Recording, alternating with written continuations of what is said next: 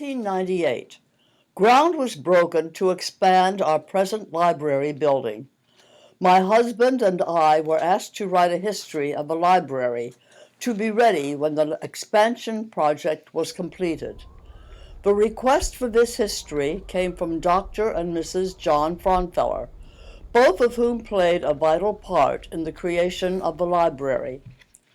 The actual first step was taken on a wintry December 7th afternoon in 1944, when an 8x20 honor roll was dedicated in the northwest quadrant of the circle in Nazareth.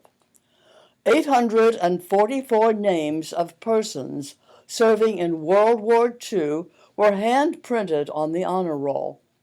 11 names were prefixed with a gold star, indicating those who had died while serving their country. From this event grew the idea of someday having a more permanent, lasting memorial. What should it be? Where should it be placed? After many meetings involving as many as 21 civic organizations, businesses, industries, through 1946 and 47, the decision was made to build a library, a living memorial that would be used and available and enjoyed by everyone. Some will say that January of 1946 is the actual birth date of the library. That is when the official planning committee voted on the name, Memorial Library of Nazareth and Vicinity. The next step, where will the library find a home? In July of 1946, Nazareth Borough bought the tract of land known as the Nazareth Hall Military Academy Parade Field on the south side of West Center Street, opposite the buildings that once housed the military academy. Nazareth Borough then donated the northwest corner for the erection of the library building. Now came the time to seriously think of raising funds. To name just a few of the contributing groups: Rotary and Lions Club, Junior and Senior Women's Club, Boy Scouts and Girl Scouts. As one of the Girl Scouts, we went door to door with coffee cans, gratefully collecting dimes and quarters.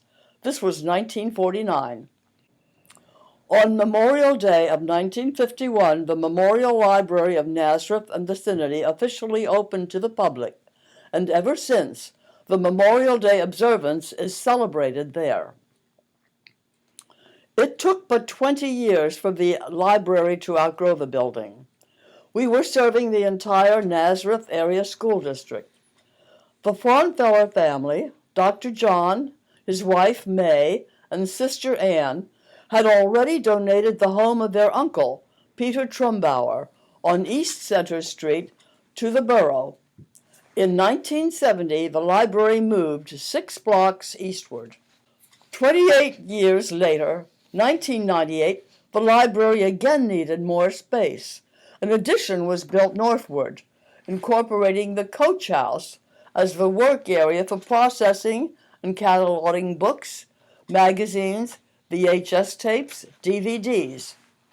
The many and varied story times and other activities continue for children. We offer computer services and adult programming. When I look back on the 35 years when I sat at the children's desk and in the story time room, I marvel at all the opportunities that this library and all libraries offer to all ages.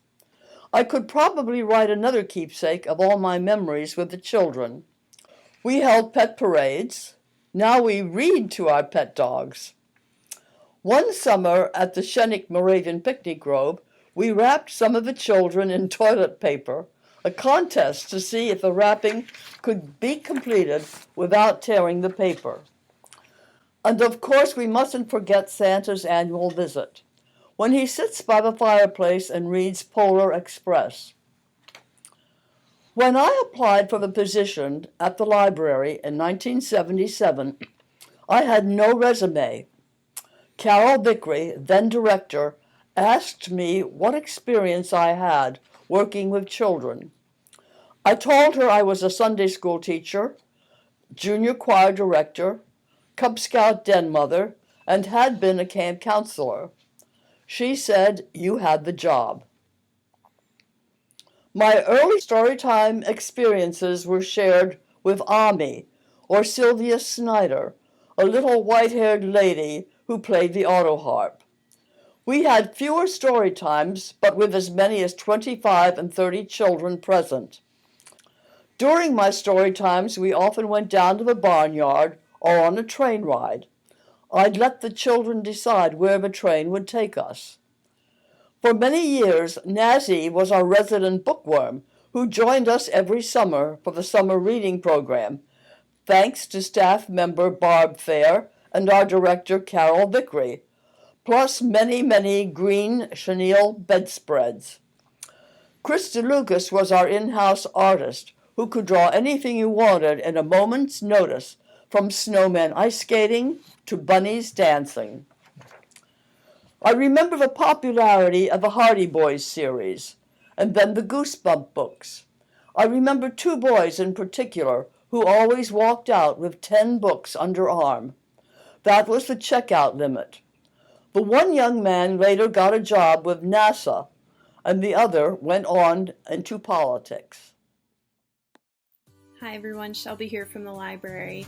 I just wanted to hop on and send a huge thank you to Alice Yeakel for taking time to put this oral history together for us. She did an absolutely amazing job. We love it not just because it talks about the history of the library, but because it also gives us a little bit of a look into what her time as a staff member at the library was like as well. We also hope that you learned a little bit more about the history of the library and enjoyed this little trip down memory lane. We are so incredibly excited to be celebrating 69 years this Saturday, May 30th. So please join us in wishing the Memorial Library of Nazareth and Vicinity a happy 69th birthday, and we are so excited to see what comes up in the future in the many, many more years to come. Thank you.